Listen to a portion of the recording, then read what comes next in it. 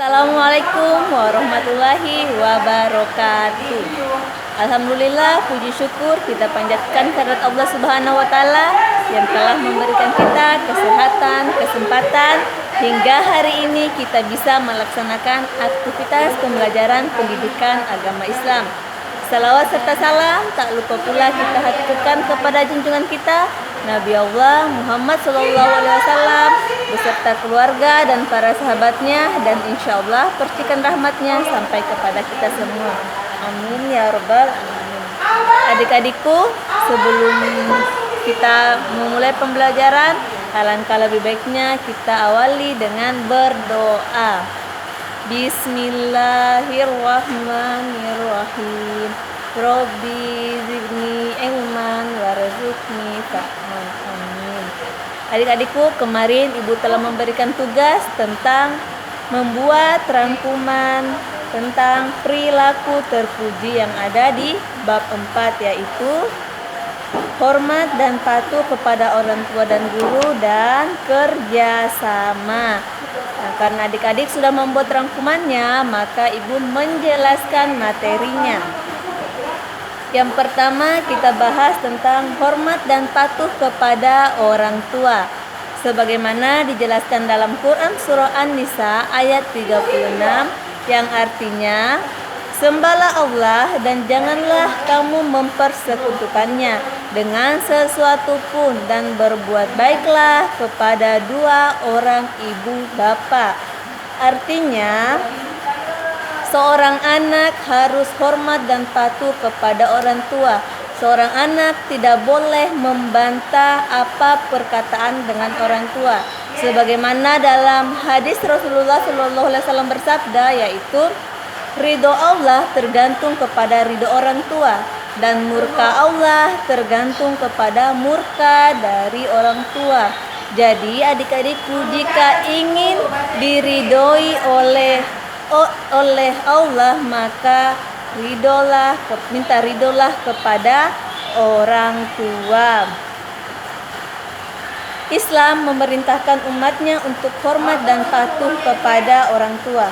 Sebagai anak muslim, kamu harus hormat dan patuh kepada orang tua. Kamu harus berkata dan berperilaku dengan sopan dan santun kepada orang tua.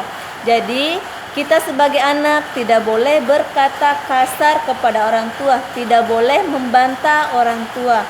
Apalagi sekarang adik-adik berada di rumah, waktunya lebih banyak bersama orang tua di rumah. Maka hargailah waktu sedemikian mungkin, hormat dan patuhlah kepada orang tua, sopanlah kepada orang tua, dan saling membantu kepada orang tua. Sebagaimana contoh, misalnya adik-adik berangkat ke sekolah, maka sebelum berangkat ke sekolah harus berpamitan dengan orang tua, yaitu salim kepada orang tua, cium tangan, dan memberikan salam. Begitupun jika sudah balik dari sekolah, memberi salam, salim kepada orang tua. Apapun perkataan orang tua, kita harus menuruti, dan kita wajib mendengar nasihat dari orang tua. Sekarang kita lanjut kepada hormat dan patuh kepada guru. Selain orang tua di rumah, kita juga mempunyai orang tua di sekolah, yaitu bapak dan ibu guru. Bapak dan ibu guru di sekolah adalah sebagai pengganti orang tua kita di rumah. Guru memberikan ilmu kita di sekolah. Awalnya kita tidak tahu membaca, tidak tahu menulis, tidak tahu berhitung. Tapi dengan seorang guru kita bisa membaca, menulis, dan berhitung sampai bisa membaca Al-Quran. Semula seorang anak tidak tahu apa-apa. Berkat jasa guru, seseorang anak mengerti sesuatu dan memiliki ilmu. Itulah sebabnya anak muslim harus hormat dan patuh kepada guru. Orang yang hormat dan patuh kepada guru akan mendapatkan ilmu yang bermanfaat. Jadi ilmu yang kita dapatkan di sekolah kita terima dengan baik, insya Allah akan bermanfaat untuk kita. Anak yang patuh dan hormat pada orang tua pasti akan hormat dan patuh juga kepada guru, karena guru kita anggap juga sebagai orang tua kita. Anak yang patuh dan hormat pada guru akan memiliki akhlak yang mulia.